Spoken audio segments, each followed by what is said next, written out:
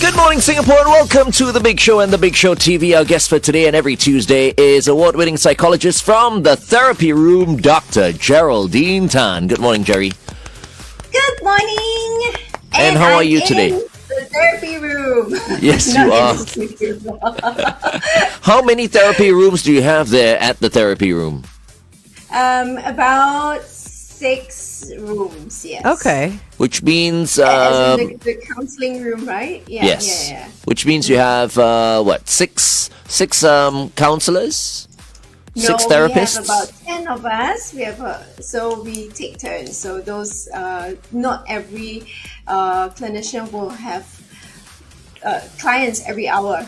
So and who's the busiest of all of you? Dr. Geraldine Tan. Dr. Geraldine Tan. That's why she refuses to see me. Administrative team is very busy. They are the busiest. So when can I sit on your sofa? Oh.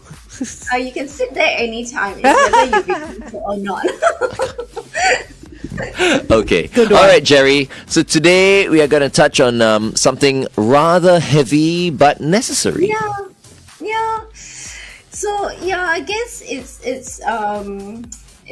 been in the papers, and I've been seeing a couple of clients, or more than a couple of clients over the years, and this topic has come up time and time again. So I've been asked to do this topic many times, but it's such a heavy topic. So it's about pregnancy, which is supposed to be happy, but my job doesn't quite deal all the time with happy, right? So yeah, that's a little bit more difficult a topic for today. So what about pregnancy are you talking about that is not happy? So we have the during, and the after pregnancy. So a lot of people focus only on the postpartum depression. That's why I wanted to look at the entire process of pregnancy. So let's just start with the pre. So a lot of people look at the pre being, oh, it's such a happy thing, it's so exciting, as if it's the easiest thing to conceive. But for some people, the conception journey can be quite difficult. Yeah, for sure. So having that conception journey and doesn't mean that you plan for a pregnancy, you would, one shot, one kill, as they call it, right? Sometimes it just doesn't happen, and it can last for years. So leaving the couple very, very frustrated also. So we do see couples, going into that little, I wouldn't say depression, but very depressive, because the whole process becomes very dreadful. The baby tedious, making, the baby making is no longer love making. It's just very mechanical, as some men call it. Yeah, it's all timed, and you got to do it today, you got to do it at that time, and it's no fun. Yeah, so you need to calculate like the ovulation dates. You need to take your basal temperature. It does get quite dreary, and for the couples that opt for IVF. So that is another journey that many of the women, couples, especially the women, really, really dread, because they have injections to go to, appointments to go to, and that can already cause the mood to be quite low. So hopefully this morning, we're talking about this. If you are watching us and you're going through this, we'll be able to help you out, right? Jerry, you're going to make them feel better. You're going to give them solutions as to how they can overcome this. We will look at creating awareness first. Okay, and then that's great. Look at what to do. All right, let's continue to talk to Jerry on The Big Show TV. Well, we were talking about it yesterday with that message from Ministry of Health that they are going to be giving more money and subsidies for people that are going through egg freezing and IVF and stuff like that. So they're helping couples on that journey as well. But emotionally, you can't. Yeah. So the emotional journey is something that it is tough for the couple. And I guess, Glenn was saying, how can we help them, right? So when we see a newlywed couple or when we see a couple that has not conceived yet, maybe we don't ask them when is it coming. Yeah, what business is it of anyone else's though? I have no You know? idea. People love to ask, you know, Yeah. and after the first one, they don't give up. They still ask, when is the second one? When is the third one? You're still young. Maybe you should have another one. It puts pressure on the Yeah. couple. But some people make it look so easy, though. No, that's true. You know what I mean? Some They make people it look just pop so them out. easy. Yeah, It's like yeah. I'm thinking, wow, you know. Yeah. I mean, some people are afraid to have one kid, but you know, you've had 3 kids Yeah. already, and you look fantastic as well. You Yeah. know, you must have it all together. Yeah. But I know nobody has it all together. Does it? But I mean, does it become easier every time you have a kid?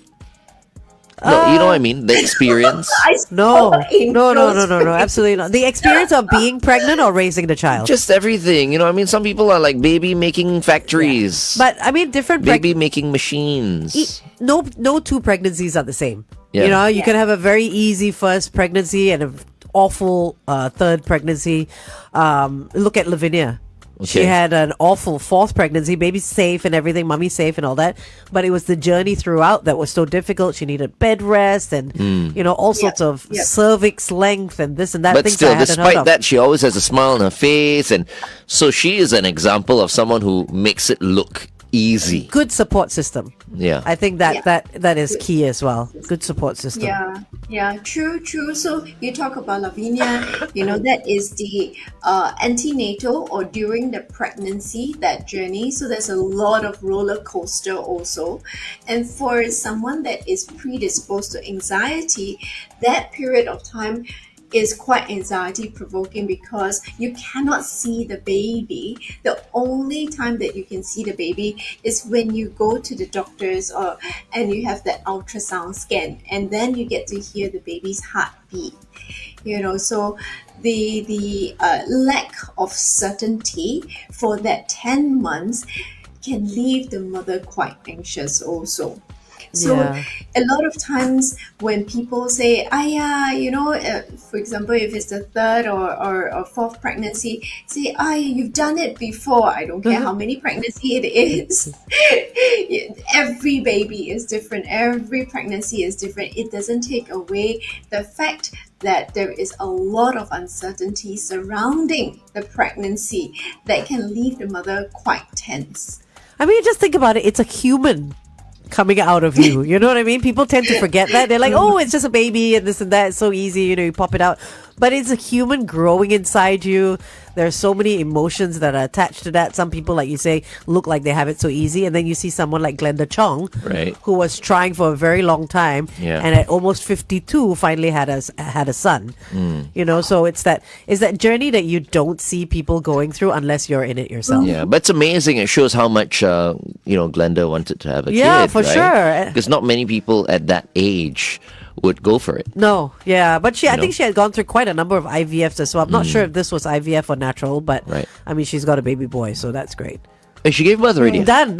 Oh. Yeah, like maybe within the last Oh, week. wow. Yeah, she's given birth. Okay, Yes. I didn't know Healthy that. baby boy. That's yeah. good. I was just about to say, hey, let's wish her all the best. Yeah, but, no, you know. she's given birth. Yeah, All right, that's good. yeah. But you know, I don't know. Are we making people scared this morning, Jerry? Because you know, talking about all this, someone who may have been planning for a baby is now suddenly going, okay, I don't know whether we should. No, I think people know the risks, you know, and I think the goal or what comes out at the end of it is far greater than those risks for some people. What you know, comes out at the end of it? The baby, yes. The child. Beyond that. When a child And all the is returns. born. Okay. I guess why we're doing this is also to let everyone know, not only the couple that is going through, or the couple that is trying to conceive, or the couple that is pregnant, to know about this topic. I think it's to create the awareness for all Everyone. of us Yeah. to know that there are difficulties. It's not just, you know, being very flippant about what we say. We want to be mindful about what we say so that we don't affect another person. So it's just creating that whole community that is supportive and kind and embracing with the whole pregnancy journey. Yeah. Don't be unkind. Thank God I mean, I don't have to go through a pregnancy journey. Yeah, no, but like I said earlier, I mean, all of us will know of someone who is pregnant. It's just good to Yeah. have the knowledge of that women go through these things, and the people that surround them also go through. That's why you different women who emotions. get pregnant and have kids are extraordinary. Yes, that I is have to true. That is true. Yeah, the women who don't have kids, well, I mean, obviously Hey, are not extraordinary. Shine, look at Cheyenne's face. She's Okay, like, okay. we're careful going back now. on. Why? What? What do you mean they're not extraordinary? No, as in Everyone is extraordinary in a certain way, lah. Oh, You know okay. what I mean? It's so sensitive. Something women very sensitive as well. Okay. Welcome back to The Big Show and The Big Show TV. Our guest for today is Dr. Geraldine Tan from the therapy room. If you've got issues and you want to talk to a psychologist, well, Jerry and her team are more than happy to help you. All you need to do is just get in touch with her team at the therapy room. So today we're talking about pregnancies and the emotions attached to it. And I was just saying off air that I think women who go through that whole process, pregnancy, and then they deliver.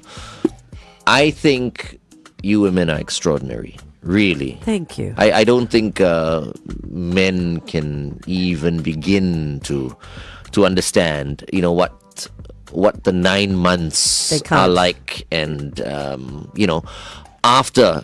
Today we're talking about after delivery. Postnatal depression. Yeah, I mean there's still a few things that a woman has to go through. Yeah. Right? But there is happy stuff at the end of that Of rainbow course, of as course. well. I mean, Of most course. most people are happy. So since we're talking about this, you might as well just talk to the husbands. How can they be more supportive of their wives after they've delivered? After, we will Yes. still at during. You skip my process. Oh, during. How about during? Needs How about to be- during? Okay, during then. So during pregnancy, we always hear the women having craving or being a little bit more irritable, a little bit more sensitive, as you were saying that women are sensitive, and maybe it gets a bit more accentuated during the whole process, during the pregnancy process, right? The husbands, maybe they refrain from commenting about it. Oh, you're so sensitive. You have another craving.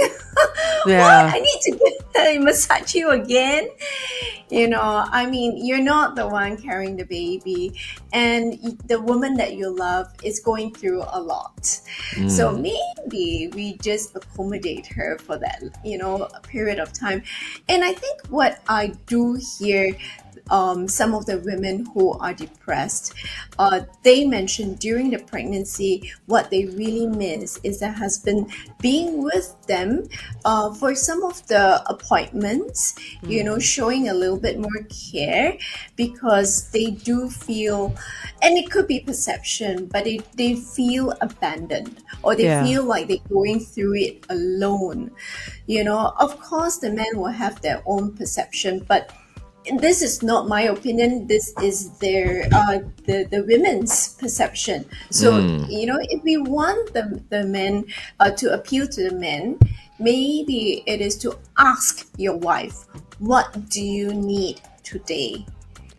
Yeah, I think men should accompany their wives on all the doctor's visits, because every visit is different, right? You see the growth of the baby, and it's a journey you're going through together. Yep. At the end of it, your child comes out. You can't just expect your wife to go through the whole thing on her own and then reap the rewards at the end of it. Right. I think, and I feel like it's not even a question that men should Maybe ask. because the woman wanted to have the baby, but the guy didn't want to. Oh, that's not a great relationship, then. Exactly. Yeah, that happens. But it does happen, It does right? happen, yeah. It does So it's like, happen. oh, you wanted the baby, right? Okay, you go You for do the it. doctor's appointments Oh my yourself. gosh, that's awful though. Red flag, red flag, red flag, red flag. Too late. Ugh. Yeah. Okay, anyway. Yeah. Let's continue this conversation on The Big Show TV. It is 8:20. Kiss 92 Time Check brought to you by Pootia. Matthew says on our Facebook, he says it's one thing for someone who has given birth to give unsolicited advice. It's another if someone hasn't even been pregnant before to give advice like they know what the woman's going through. Yeah. Wait, Yeah, hold on. absolutely. Is he talking about me or what? Maybe. Possible. I'm not giving any advice. He didn't say. Oh. He didn't say. It happens So to... who is he talking about? He could be talking about a friend of his. And lots of people do that, though. Oh. Lots of people give unsolicited advice. Why can't I say that word? Unsolicited. Maybe because your nose is blocked today. I think that's so. why. Unsolicited advice. Unsolicited. Unsolicited advice. Unsolicited. Unsolicited. Unsolicited. Angel is human. Yay! No. You see, I mean, she's like, her nose is blocked, Yeah, I'm and unwell she's not today. feeling well, but she's here today. Yes. Because you know why? She's on leave the next 3 days. But, I'm quite I mean- happy that she can, go for a holiday and relax break, and yeah. get better. Yeah. Okay, anyway. Where were we? But I forgot. we were talking about the husbands, but I do want to interject here with a clinical disorder. So sometimes we do see antenatal anxiety. So that's when, and I just want to alert people because sometimes it goes undiagnosed, unnoticed, and we just brush it off as the woman being a little bit more sensitive. But antenatal anxiety is, you're constantly worrying about the baby. You're having panic attacks. You're on the edge. You're very, very tense, very irritable.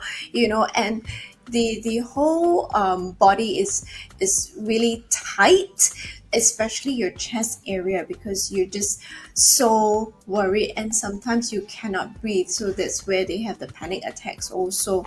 So if you do have that, please go to your gynae. They will know what to do.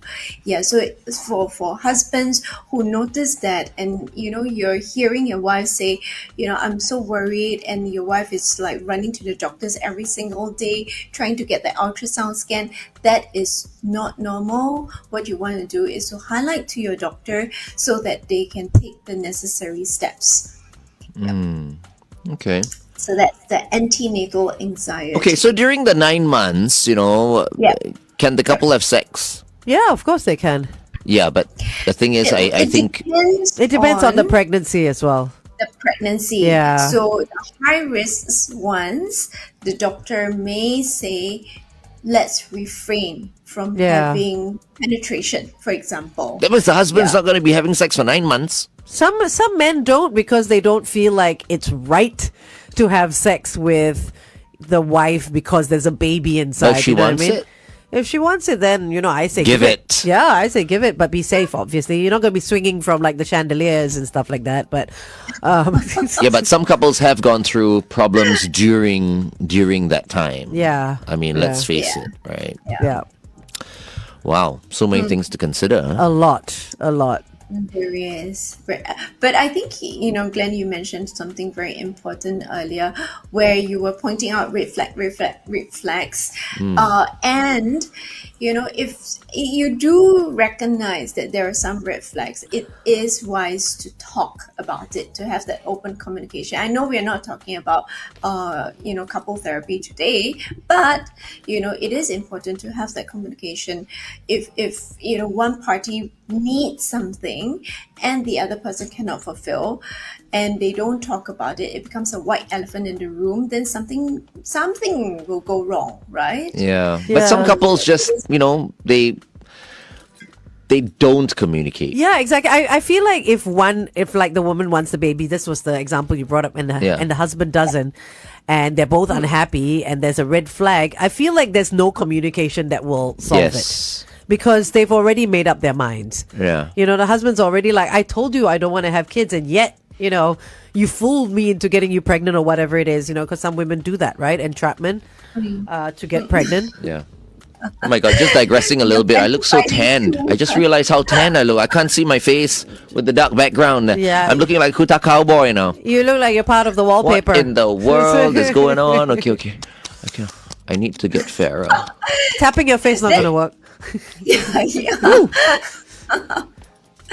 Maybe he wants that rosy glow, Cannot Oh, see gosh. already on his skin. I know, I'm getting so so tanned. Anyway, okay, where were we?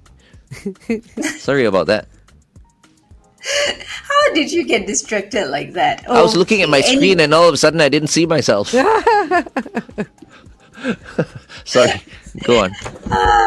Anyways, okay. So, the pre-pregnancy is important. The during the pregnancy is important. I think a lot of people give emphasis on post-pregnancy. That means after the baby has been delivered. And I always find it very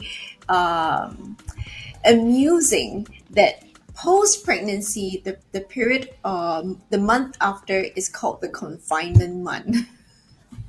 It does feel like imprisonment. I don't know. I No swear, washing your I hair. swear to you, the younger ones who are listening to us right now, the millennials The and the Gen Zs. Zers, they're gonna go, I am not getting pregnant. Do people still do confinement though now in this day and age? They still do, right? They Oh. do. Man, Yeah, hearing they you do. girls talk, if I were a woman, if I You're were like, a okay, girl, that's it, I'm done. Nope, No- no I'm, babies. I'm not getting pregnant. Nope, no thanks. It's not to scare everyone. It's to give knowledge to people. I just don't know how to put it nicely. I was depending on both of you. Oh, wow. No, but Don't it is look what at it me. is, right? It is what it is. I mean, it is a reality. Like all these things come with the Yeah, territory. but I mean, we've got good examples, right? Like yourself, Yeah. Jerry, you as well. I mean, Yeah. we don't know, right? I But love motherhood. I love Yeah. motherhood. and had Yeah, no problems, right? 2 children, no problems, right? The pregnancy journey was very, very tough, actually. I mean, I did share before the first, Yeah.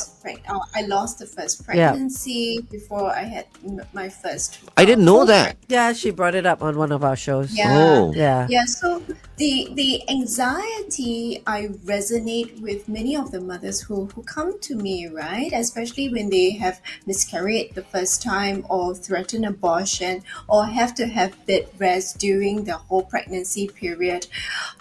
It is a lot of tension, a lot of worries that goes through your head, and it no one can take it away because no one can give you certainty.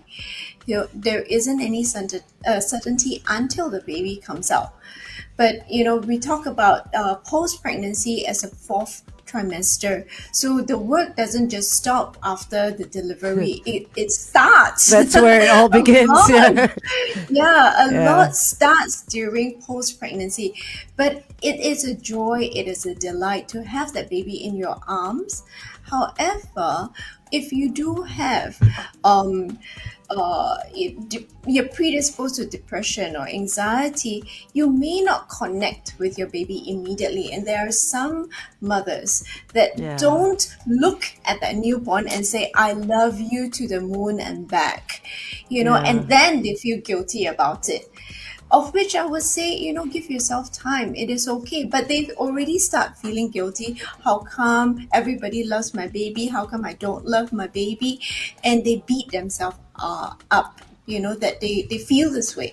Is it? Yeah, no, Karen. Because you're cleaning the baby up, you're waking up to feed the baby, and you're not No, getting no, enough she's sleep. talking about as soon as the baby is born, some mothers just do not at all Oh. connect. It's like some of them don't Yeah. even want the child. But could it be attached to certain things like an unwanted pregnancy or, I don't know what else there is. No, so it doesn't mean that it's an unwanted pregnancy. It could be just how you feel, your state of mind, how it is at that point in time. And it is not just immediately after. Sometimes it's after that you cannot gel with the baby, or you feel you cannot gel with the baby, and some of these mothers feel really horrible about it because drama, books, people romanticize about having a child. Yeah, but there are so many other aspects of having that child. So when the child comes out, there's a lot of responsibility, there's a change in routine, there is a lot of activities surrounding the baby, there's a lot of hoo-ha, a lot of excitement. and the mother or the new parent can be quite overwhelmed. Yeah, Okay. so even the fathers can be quite overwhelmed also. Okay. Welcome back to The Big Show and The Big Show TV. We're talking about postpartum depression this morning with Dr. Geraldine Tan from the therapy room. Good morning, Jerry. Good morning. We're talking about pregnancy, the entire process of pregnancy. Seems the same to Glenn, yes. Yeah, and actually, I do want to interject here with, two partners that I'm working with. One is Hatch Plus, and the other is Aunty SG, which is an app. So Hatch Plus is a confinement center, and that's where the team is really good, where they do the confinement for the new parents, and it's quite cool actually, so y'all can check it out. And I was very, very heartened that they highlighted a couple of cases, because they are very experienced, and they highlighted a couple of cases to the clients themselves and encouraged them to go for counseling, because the new mother's mood was a little bit low, and she needed some emotional help. So that was very timely intervention. The other is Aunty SG, which is an app matching confinement nannies to the new mothers. Oh. So that one is quite interesting. And I just spoke to the founder yesterday, and we were chatting about the difficulty sometimes, that new mothers go through, and how to educate these nannies to watch out for certain signs and symptoms, so that, these new mothers are in good care and are well supported also. So I thought, it was very exciting. And given that, these two partners were also asking to talk about this topic, I thought I wanted to highlight. Yeah, so I always do the more difficult parts of it, the postpartum depression. There is a more severe version called postpartum psychosis. We don't have that very often. I hope mothers don't have that, but we read the papers of mothers jumping. So it could be either postpartum depression, or it could be psychosis that push them over the edge. What's the Right. difference between the two, though? The depression and the psychosis? The second one is more severe, I think, because then Yeah. Okay. they then it commit leads suicide. to that, right? Okay. So if you are depressed, you might be a little bit more lethargic. You might have thoughts, suicidal ideation, right? But if you have postpartum psychosis, you might be, hallucinating. You might be hearing things. There's a lot of obsessive thoughts, a lot of paranoia. Yeah, and I feel so sad for these moms who Yeah. who Who go have through that. this condition, Yeah. because it's not like they can help it, right? No. They just they're trapped It just comes with on. Yeah. with their emotions. Yeah. Is there any way to, maybe we can talk about this on the Big Show TV, but any way to help them? I say alcohol, man. Glenn, I mean, look, if there's no other choice, it's not the solution to everything. okay. Yeah. The solution is a gin soda. A martini. A martini, yes. Okay, Lizzo is next. Here's Love in Real Life on Kiss 92. This is brand new. Here's a tune that's fresh. So, Dr. Jerry, just to find out a little bit more about postpartum depression and psychosis, Yeah. does this Yeah. are there signs before the baby is born, or does it just kind of switch on after birth? I mean, that's why I wanted to look at the whole process of it. There could be other contributing factors throughout the pregnancy already. A difficult pregnancy, the lack of social support, a very stressful work environment even, feeling very trapped or very limited, or so trapped or limited, it can be in terms of food if it's a high risk pregnancy, sometimes bed rest also, because they cannot move from the bed and they just have to be on the bed, because if they move, there's this threat of threatened abortion, or and then they would feel guilty that I caused harm to the baby.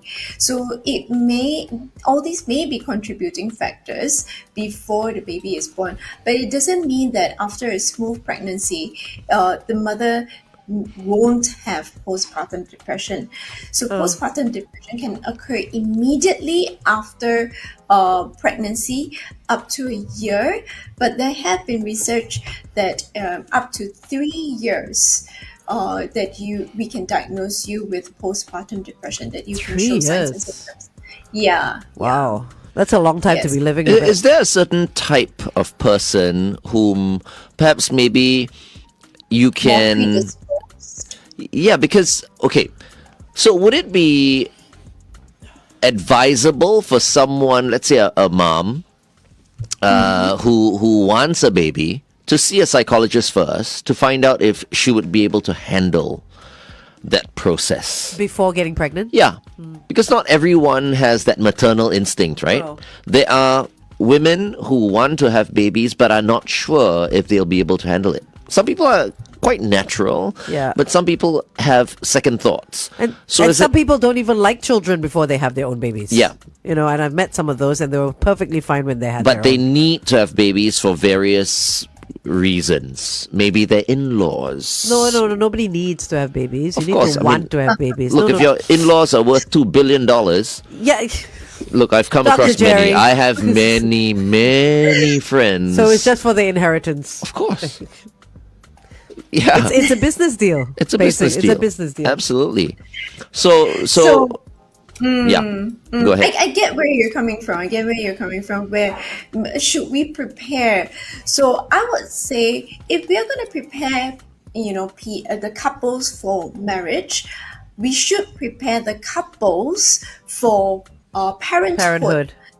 Yeah. And part of that preparation of parenthood is that whole pregnancy journey, and then what they would like to impart to to their children, and how do they want to, what is their vision for Yeah. the whole parenting process, I suppose, as a couple. So I think it's worth thinking about, and yeah, it helps the couple to be a bit more comfortable with the Yeah. whole idea. Good idea. Glenn sometimes idea. has good ideas. Sometimes, yeah. I think about once, these once things. a month or something, I really do.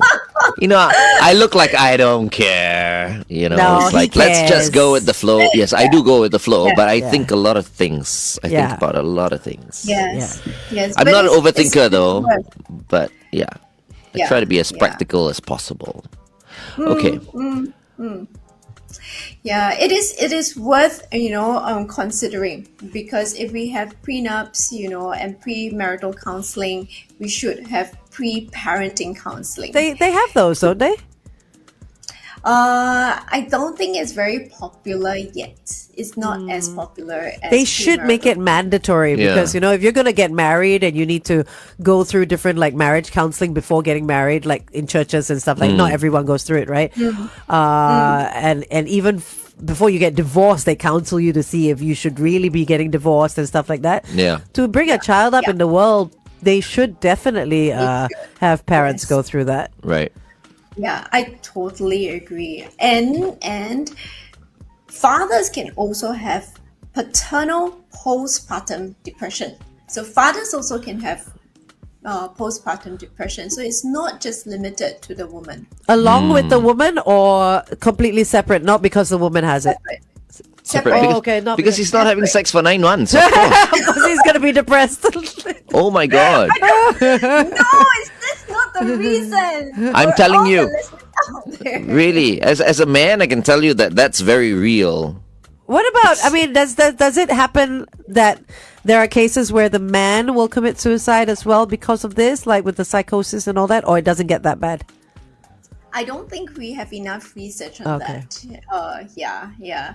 But we don't really we don't angle it that way, or we don't frame it that way. So most of the time we hear them feeling overwhelmed, they feel burdened, they feel like there's a lot of responsibility on their shoulders now. They feel like they need to perform so that they can look after the family. So they would be more stressed rather than the father died from postpartum depression, so it may not be angled that way. Yeah. I mean, financially it's tough as well. It's not cheap to bring children up. And plus there is the change in sleeping habits, because babies wake up every 2-3 hours for some of the babies. So the new mother and new father may find their sleep quite disrupted and they are quite tired. And change So in that- lifestyle as well. Yes. You know, like change- people who used to go out all the time and club maybe, you know, have dinners like every weekend and date nights and all that. All that has changed. Yeah, so it befuddles me that they don't think about all these. Right, let's just strap the baby on and go to Marquee.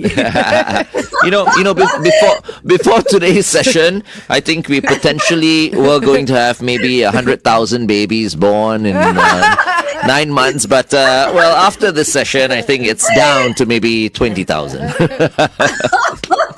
No, you'll be surprised. gosh. After the initial worry, they will start to look for what can I do or how to better prepare myself, and they will be much better parents.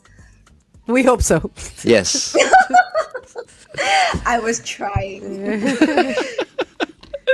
Maybe next week we talk about why we should get pregnant. All the flowers and the bees and the roses attached to it. And it's still a lot of joy having a kid. Yeah, it's just that, yes, we need to talk about the tough things, right? We cannot always talk about all the nice stuff. Yes. I want to talk about the nice stuff all the time. It's like sex throughout pregnancy. Next week, can we just talk about sex? No, poor Cheyenne will have a headache afterwards. Next week we can talk about sex addicts. Oh, well, we have Sex spoken about addiction. addiction. We have spoken about addiction. Have we? Addiction, yes. Yeah, but not sex addiction. I brought up, by the way, that's also an addiction. Then we'll ask all the sex addicts who are listening in to leave us a voice message. Saying what? Like how they've overcome their sex addiction, or how they've learned how to control their sex addiction. It'll be very interesting. Are we off air? Yes. We are off air. Okay, yes. For now. It will be. It's just that, okay, I don't know how. Just in case you come up with something heavy again next week. Yeah. I was going to come up with something heavy. You know, we've got the government watching us like every day, and they're probably going like, man, you guys just reduced the number of babies that were supposed to be, coming our way. Darn it, blame it on the big show. No, they won't blame him on the big show. They'll blame it on Jerry. Okay. All right, let's... Society. Okay.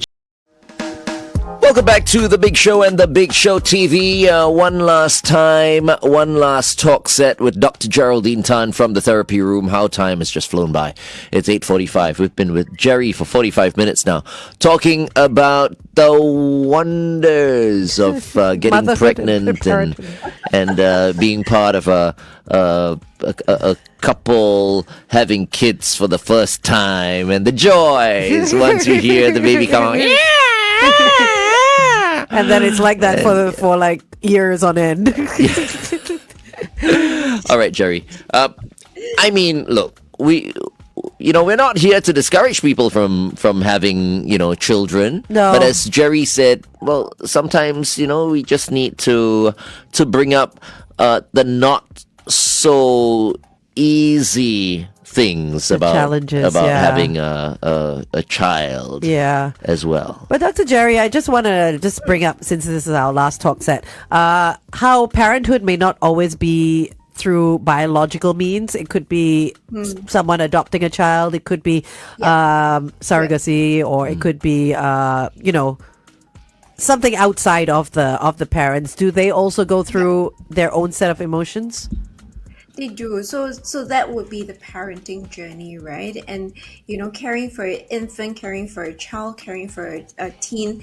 We have ups, we have downs, and it is a lot of joy to have that little being and to watch them grow up. But yeah, we do also need to regulate our emotions, pay attention to our emotions, so that we can be a better parent. So that's, I guess, what we are looking at, because a lot of times parents feel guilty for what they are feeling, but parents are human beings also. So that's something I want to remind all parents, that you're doing a lot, and it is essential that you look after yourself and acknowledge what you feel rather than deny what you feel, and then it becomes a bigger problem. Right. Yeah. And then, you know what? Be a good parent and bring your kids up well. Yes. That's a very, very important thing, because remember, if you don't give them the love and you don't teach them the right values and all that, chances are they're going to grow up to be ungrateful, and you're going to be sad as a result of that. So bringing up your child the right way is so important. I mean, it's true, because all children that are born are innocent, and they're almost like a blank canvas. They pick up what you teach them. They're kind, they're innocent, they have no fear. So they only pick up things that you know. Show them love, give them love, and you won't go wrong. Yeah, for sure. That's so nice, Glenn. I'm nice. I'm a nice guy. Okay, Jerry, that's it. It's time for us to go. What's your quote like today? So it's from, I think, a writer, Brenda Colescott. And she says, you hear that having a baby is hard. You hear the horror stories. Yes, having a baby is hard. Nothing so beautiful could come from something that's easy. And I thought it was very wise. Nice. Thank you, Jerry. Thank you so much. Next week, we're talking about sex addiction right here on the show. I did not agree.